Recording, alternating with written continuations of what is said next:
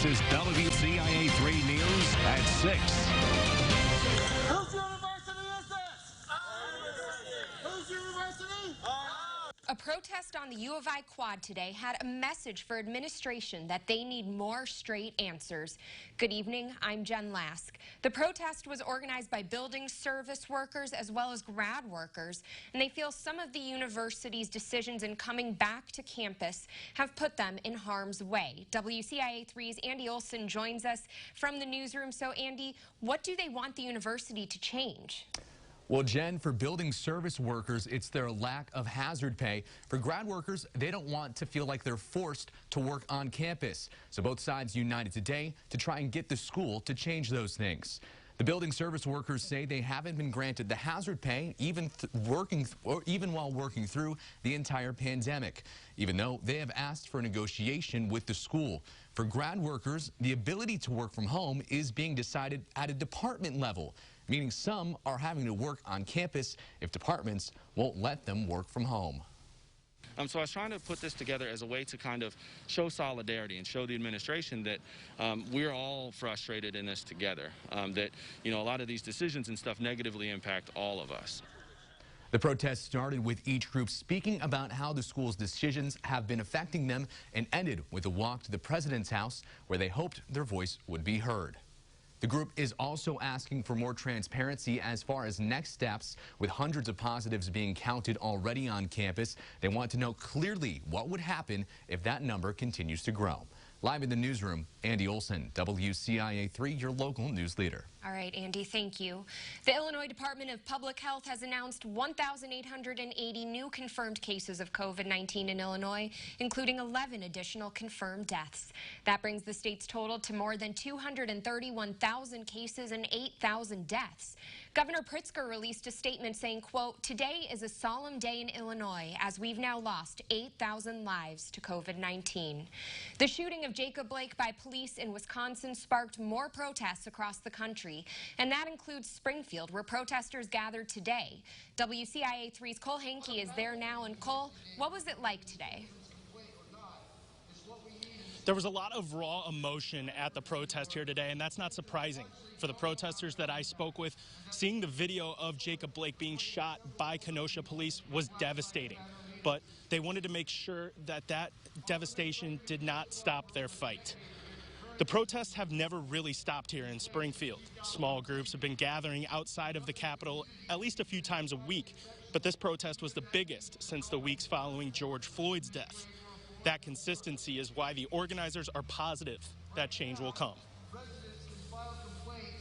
It has no choice. It's going to. People aren't stopping this time, which is something I'm very happy to see. There's consistency. We have a tendency to treat everything as if it's a trend, so after like a couple weeks go by, we don't think about it anymore, which is what's expected, so they don't really plan on having real repercussions, but people are fed up. Several groups worked together to organize this protest, including In Black Inc. and Education in Action Together. And here in Springfield, that group, Education in Action Together, is working on reforming the Community Police Review Board, which allows for the community to call in and file complaints against the police in the city. Reporting in Springfield, I'm Cole Hankey, WCIA 3. Your local news leader. All right, thank you, Cole. Springfield wasn't the only city to see a rally today. More than 100 people gathered near the Coles County Courthouse this morning for two different rallies. WCIA 3's Demi Ramirez has more. Black Lives Matter, All Lives Matter, and Back the Blue were all sayings that were chanted during the two different rallies. Organizers of the Back the Blue rally say they have been planning this demonstration for months. James Donazo has lived in Charleston for over 30 years. He explains the importance of coming together. I think it's America and you have the right to express yourself peacefully. While the Back the Blue rally was happening, a counter rally was planned during the same time, a block away. Eric Hunter was marching with the Black Lives Matter rally. He says he just wants people to be more understanding. All lives matter. We understand that. But right now, there's black people that are suffering, especially people that I actually know that have suffered because of cops and because of unarmed black men and women getting killed in the streets. Another protester says not every cop is bad. Cops, like my dad's a cop, and it really comes down to like you just got to take the bad apples out of the tree. Like Organizers of the Back the Blue rally say they just wanted to show appreciation for law enforcement. They hung American flags in support. Donazo says he just wants peace. I want to see a prosperous and peaceful town, just like everyone wants for their town, and nobody wants conflict or confrontation. So, but we do have the right to express, opinions, and I do respect that. In Charleston, I'm Demi Ramirez, WCIA 3, your local news leader. A well-known Lincoln impersonator has been charged with child pornography and patronizing a prostitute. Freeport police say 63-year-old George Buss was arrested yesterday. An investigation began back in February. He's been a professional Lincoln impersonator since 1986, and he gained national attention traveling to Washington, D.C. in 2018 to reenact the Lincoln-Douglas debates. A group in Lincoln is doing what they can to get a crosswalk across one of the busiest roads in town. People have to cross Route 66 in order to walk over to the hospital there, senior center, Walmart, and a trail.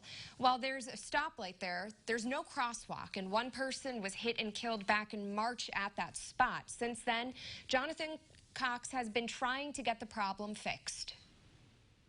But I just wish that there could be some sort of a resolution that we could come to, because ultimately this is about people's lives and about, safety, about the safety of our citizens. Cox says IDOT hasn't moved on the project because of the cost, and he says the estimates for renovating the intersection are around $3 million, but he thinks that can be brought down. Ameren is sending 180 workers to Arkansas to help restore power in the wake of Tropical Storm Laura. Right now, roughly 50,000 people across that state do not have power, so the company is sending linemen, fleet, logistics, and safety crews to help. They left Illinois and Missouri operating centers around 5 this morning. The Metro Decatur Black Chamber of Commerce hosted the first ever Black Business Expo, and WCIA 3's Gabrielle Cook shares why they chose to do it now. The Metro Decatur Black Chamber of Commerce hope that the event brings the community together as well as provide resources for small black businesses. August is National Black Business Month, and we wanted to be able to have an opportunity to show the businesses that are in Decatur. Organizer Melverta Wilkins is involved with the Black Chamber of Commerce, so she's seen the impact of COVID on businesses. She wants the expo to bring them more clientele. I hope that we leave today, we will have had a great time. We will have bought products from people. We will have created customer base that we didn't have before. Business owner JAMILA Robinson sees the benefits of having an event like this. The Black Expo, I think it's important because a lot of people don't know about our businesses. We don't have the mega businesses. They cater to small businesses. They put you out there. Robinson's business is usually a one-stop shop for all things beauty, but COVID has made it hard to keep her doors open. I had hairstylists, that were in there, and they had to, kind of push things to the side because we were closed, so that took money away from me. It was a lot. I lost a lot, but I plan on gaining. I plan on gaining again. One thing that I've learned is something may knock you down. The good thing is just you get back up. In Decatur, I'm Gabrielle Cook, WCIA 3, your local news leader. The Metro Decatur Black Chamber of Commerce is also providing resources for small business owners. You can find more information on our website, WCIA.com. Still to come on WCIA 3 News at 6, Eyes on the Sky. We'll give you a look as dozens of small aircraft fly overhead. And finally, we're seeing a little bit of relief as a cold front moved in late last night, dropping our temperatures tonight to the upper 50s. Very cool conditions, clear skies, less humid, and a very nice weekend is still to come for your Sunday. All the details right after this. WCIA 3 News is sponsored